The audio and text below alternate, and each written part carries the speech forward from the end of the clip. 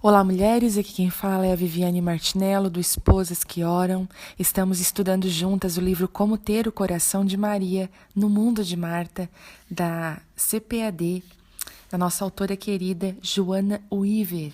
Então hoje nós vamos entrar no capítulo 7, mas o áudio é o 18. Vamos lá? A melhor parte, mas uma só coisa é necessária. E Maria escolheu a boa parte, a qual não lhe será tirada. Lucas 10, 42. Às vezes uma imagem vale mais do que 1000 palavras. O dia do meu aniversário, de 30 e poucos anos, amanheceu radiante e cheio de trabalho. Junto com a pilha de contas e propagandas de cartões de crédito, encontrei um cartão enviado por uma amiga, Janete. A mensagem desejava-me um aniversário bamboleante. E isso me fez sorrir, mas a foto do cartão foi o que realmente me chamou a atenção. Ela ilustrava todos os meus sentimentos naquele triste dia em que eu ficava mais velha. Essa sou eu, disse ao meu marido, apontando para a brilhante foto em preto e branco. Tirada no início dos anos 50, a foto mostrava uma jovem com 8 ou 9 bambolês girando loucamente ao redor de sua cintura. Como ela faz isso? Eu queria saber. Tinha sido um dia frustrante, de muitas responsabilidades e de pouco tempo para dedicar a mim. Um por um, dei nomes aos bambolês que eu tentava manter em movimento. Esposa de pastor, mãe, amiga, escritora, professora de piano, cozinheira, dona de casa e o maior, a torcedora de 2 pequenos jogadores da pequena liga. Quando não estava levando nossos filhos aos jogos de beisebol, estava correndo para a igreja, e quando eu não estava arrumando a roupa para lavar, estava ganhando alguns momentos para escrever. Essa sou eu, disse rindo. Fiz movimentos exagerados com os meus quadris, tentando manter girando os meus bambolês invisíveis. Meus olhos correram da foto para o rosto preocupado do meu marido e depois voltaram para o cartão. Essa sou eu. Depois de algumas xícaras de chá de camomila e alguns sedativos de chocolate, quero dizer biscoitos, me acalmei e li a carta de minha amiga, enquanto meu marido apressava nossos filhos para mais um jogo de beisebol. Eloquente e cheia de humor, Janete falou sobre os meus horários agitados e as coisas que o Senhor lhe havia ensinado. Terminei a carta, depois fechei o cartão e olhei mais uma vez para a garota da foto. Havia tantos bambolês, mas ela parecia calma. A parte de cima do seu corpo parecia perfeitamente serena, os braços esticados levemente, enquanto os bambolês moviam-se rapidamente em torno de sua cintura em um caos sincronizado. Seu rosto prendeu minha atenção. Enquanto olhava diretamente para a câmera fotográfica, ela sorria em paz, como se não tivesse uma preocupação sequer no mundo. Então, tudo ficou muito claro. Eu descobri o seu segredo. Ela encontrou o ritmo. Sussurrei para mim mesma. Ela determinou o centro e depois deixou que tudo se movesse em volta dele. Era exatamente o que eu não estava fazendo em minha vida. Todas as coisas que estava tentando realizar eram importantes, mas eu havia perdido o meu centro.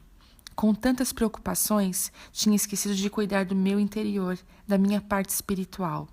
Como uma roda sem o eixo, adentrei pela vida batendo com força contra uma obrigação e depois contra outra. Se houvesse um intervalo conveniente, eu passaria algum tempo com o Senhor, porém, recentemente e com muita frequência, meus dias atarefados passavam sem um momento de tranquilidade sequer, e minha vida revelava o que o meu espírito não compreendia. Ensina-me, Senhor, mostra-me o ritmo da vida, orei, sê o meu centro. Bambolês e santidade. A vida está cheia de bambolês. Todas nós temos responsabilidades, coisas importantes que demandam nossa atenção. Se não tivermos cuidado com tudo, nossos corações e mentes podem ser consumidos pela obrigação de mantê-los no ar. Em vez de nos centrarmos em Cristo e deixarmos que os outros elementos da vida tomem o seu lugar correto ao redor do centro, acabamos deslocando nossa atenção de um dever importante para o outro, tentando freneticamente manter todos eles em movimento. É fácil esquecer que há o tempo de trabalhar e há tempo de adorar. É a adoração, o tempo que passamos com Deus, que proporciona o centro sereno para uma vida ocupada e complexa. Maria não se deixou seduzir pela agitação. Ela sabia a diferença entre o trabalho e a adoração. Marta não sabia. Foi por essa razão que ela quase perdeu a melhor parte. Quase consigo ver Marta ao receber Jesus quando este passava por Betânia. Não creio que os bambolês estivessem visíveis quando ela saiu do encontro do Salvador, mas não ficaria surpresa se soubesse e houvesse um leve movimento ao redor dos quadris de Marta. Entre. Provavelmente ela disse, me casa, su casa. Agora, se o Senhor me permite, preciso verificar a sopa. Eu, do mesmo modo, seria culpada se desse ao Senhor um oi esbaforido e um rápido abraço. Eu receberia bem em minha vida e eu deixaria confortavelmente, mas depois me comportaria como Marta, girando freneticamente enquanto desempenhava outras tarefas. Maria não fez isso. Ela deixou de lado os bambolês e sentou-se aos pés de Jesus. Quem tem tempo para brincadeiras quando se está na presença do mais sábio professor que já existiu? Deduz-se que Maria não tinha nenhum bambolê. Que criatura preguiçosa! Por esse motivo, ela teve tempo para sentar aos pés de Jesus. Gostamos de enfatizar como se fôssemos Marta, mas não temos provas disso, e creio que a Escritura omite esse fato de propósito. Os estereotipos nos impedem de abraçar a verdade. A história de Marta e Maria nunca pretendeu ser um perfil psicológico ou um papel de uma peça, em que escolhemos o personagem com o qual mais nos identificamos. Essa é a história de duas reações diferentes em uma ocasião particular. Nela, não devemos encontrar nosso tipo de personalidade, mas o tipo de coração desejado por Cristo, um coração centrado apenas nele. Mantendo o foco. Enquanto li o cartão de aniversário naquele dia, foi inevitavelmente não me maravilhar diante da obra que Deus tem feito com a minha amiga. Mãe de 4 filhos e casada com um advogado fazendeiro, Janete tinha um trabalho integral lecionando inglês para o ensino médio, além de escrever livros e artigos em momentos encontrados aqui e ali. Sua vida era ocupada, bambolês em abundância. Um ano antes, Janete mandou um pedido de socorro aos amigos através de um e-mail. Diversas crises dolorosas, incluindo um processo judicial injusto, haviam atingido a vida de sua família. Orem por mim, escreveu, estou afundando. De personalidade melancólica, agravada ainda mais pelas circunstâncias, Janete se encontrou submersa em desespero. Ela não conseguia consertar aquela situação, não podia mudá-la, mas em meio a tudo isso, Deus a chamava para si.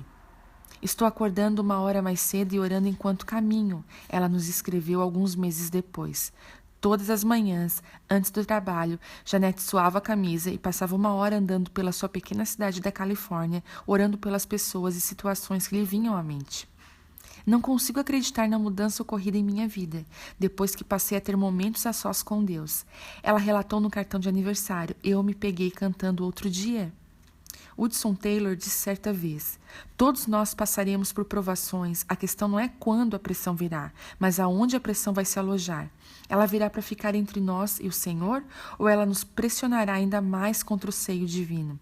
Em vez de deixar que as circunstâncias a afastem de Deus, Janete escolheu deixar que elas aproximassem mais do Senhor.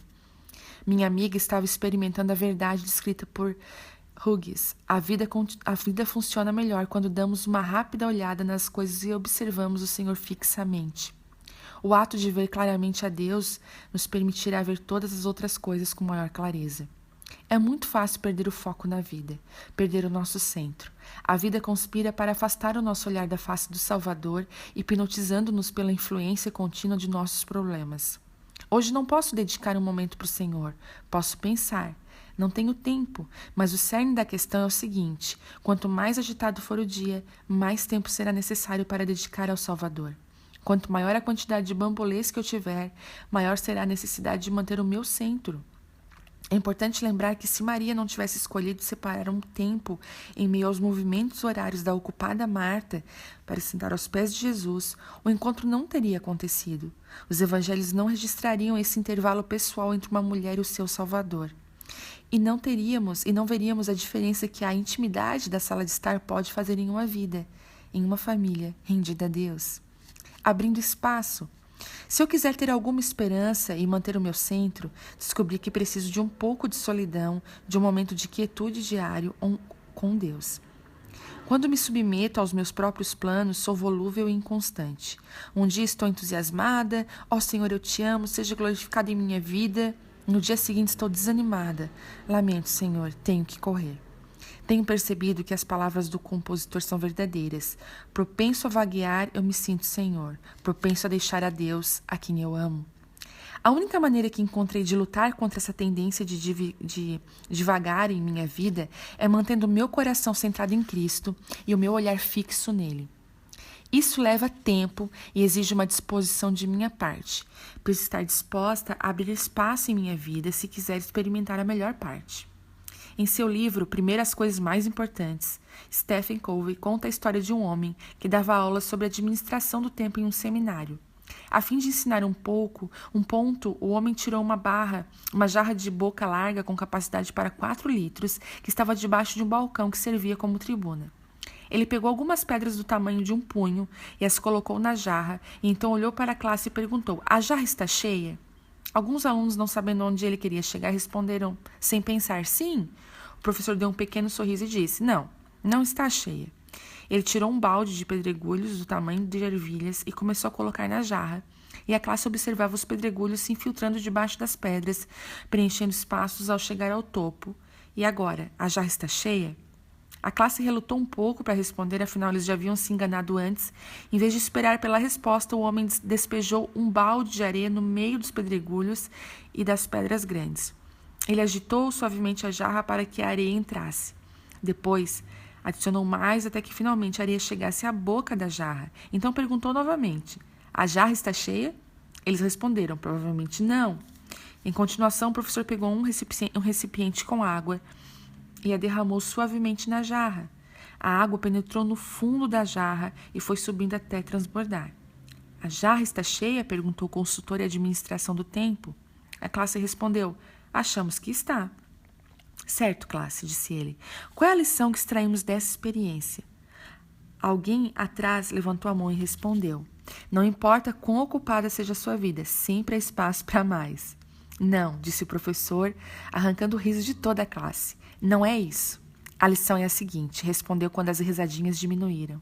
"Se você não colocar as pedras grandes primeiro, nunca conseguirá colocá-las depois." Que ilustração eficiente de uma verdade eficaz. Lembra-nos as palavras de Jesus quando disse: "Mas buscai primeiro o reino de Deus e a sua justiça, e todas essas coisas vos serão acrescentadas." Mateus 6,33. As coisas importantes devem estar em primeiro lugar, dizia o Senhor. Cuide do meu negócio e eu tomarei conta do seu. Abra espaço em seu coração para mim e eu abrirei espaço para todas as outras coisas. Gente, que lindo! Nós estamos terminando esse áudio 18 e eu tô assim com meu coração transbordando e visualizando essa experiência. Até eu gostaria de te convidar a fazer essa experiência na sua igreja, no seu grupo de mulheres.